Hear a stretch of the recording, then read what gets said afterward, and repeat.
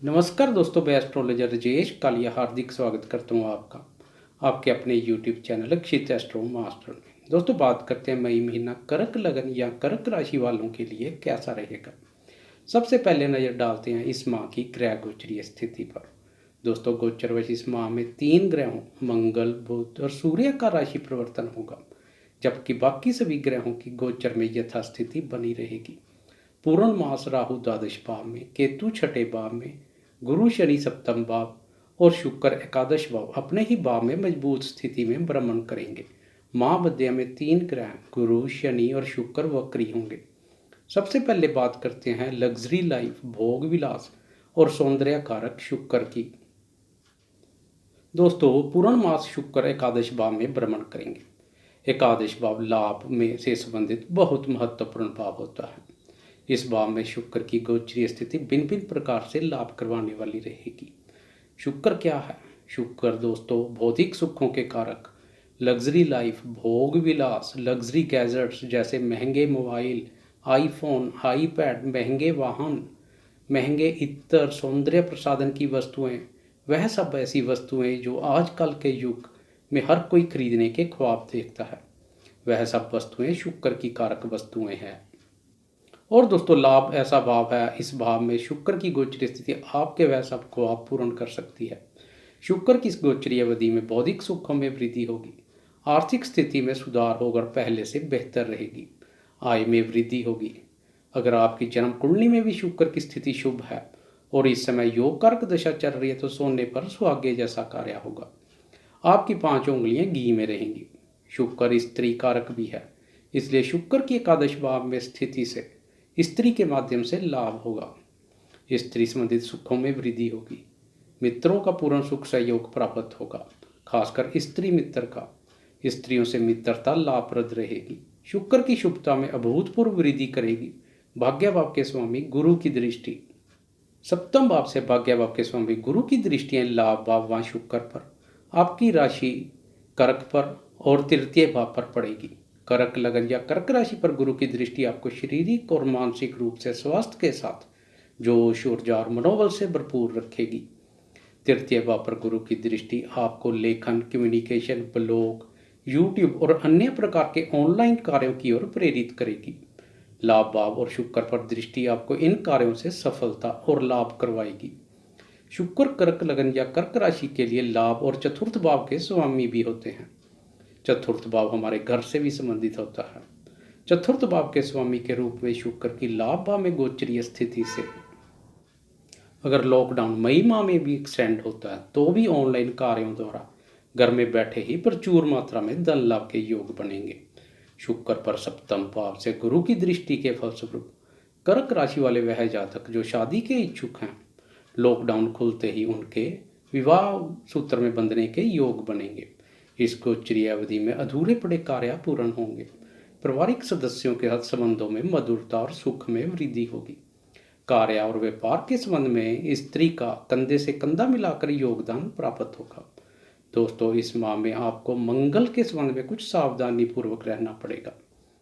मंगल का भ्रमण कुछ परेशानी पैदा कर सकता है, परंतु घबराएं नहीं, इसका बचाव आपके खुद हाथों में ही है।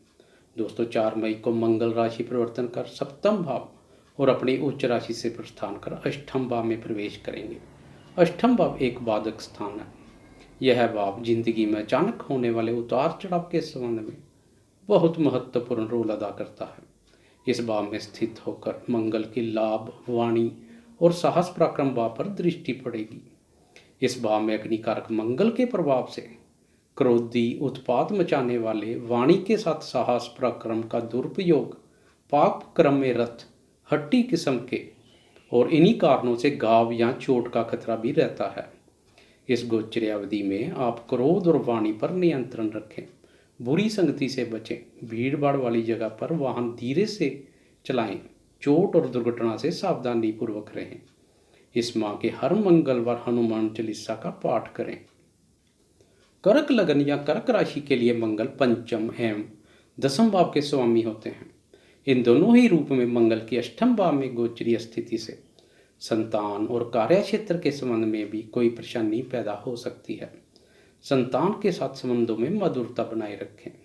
पैतृक संपत्ति या ससुराल पक्ष के साथ कोई विवाद है तो मंगल की इस गोचरी अवधि में उसे ना छेड़ें, शांत ही रहने दें।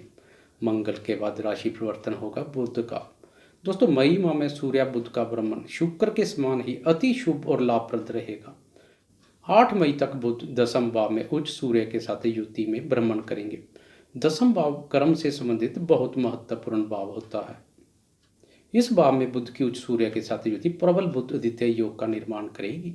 यह योग आपके धन, मान, प्रतिष्ठा, बौद्धिक क्षमता में वृद्धि करने वाला रहेगा।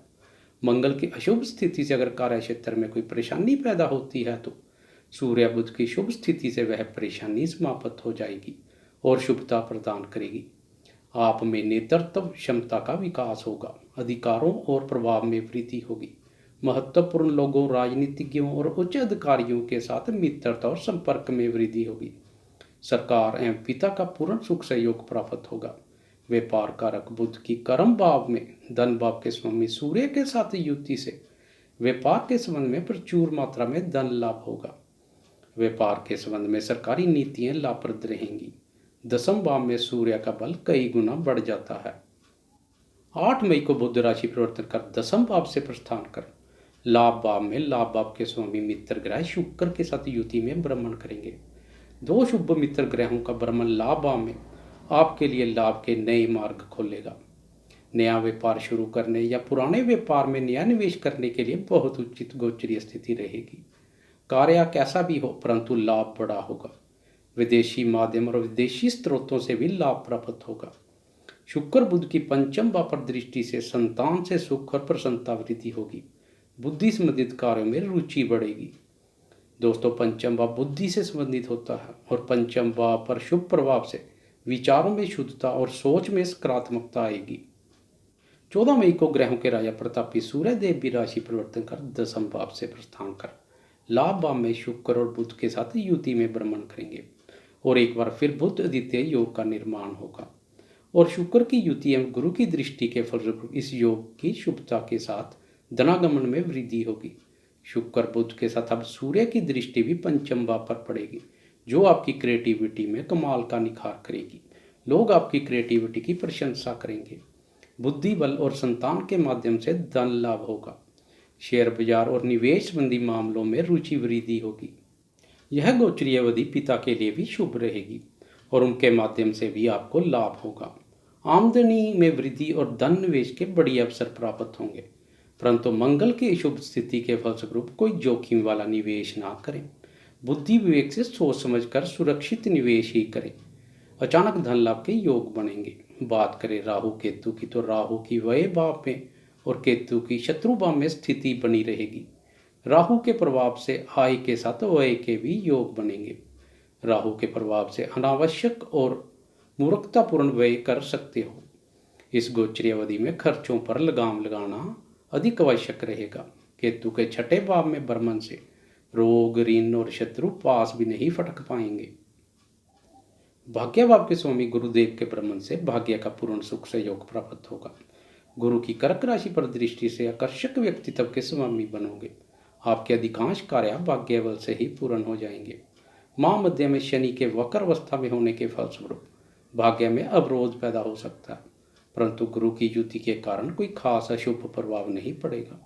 माह के अंतिम सप्ताह में बुध एक बार फिर राशि परिवर्तन कर द्वादश भाव और अपने ही राशि में राहु के साथ युति में भ्रमण करेंगे।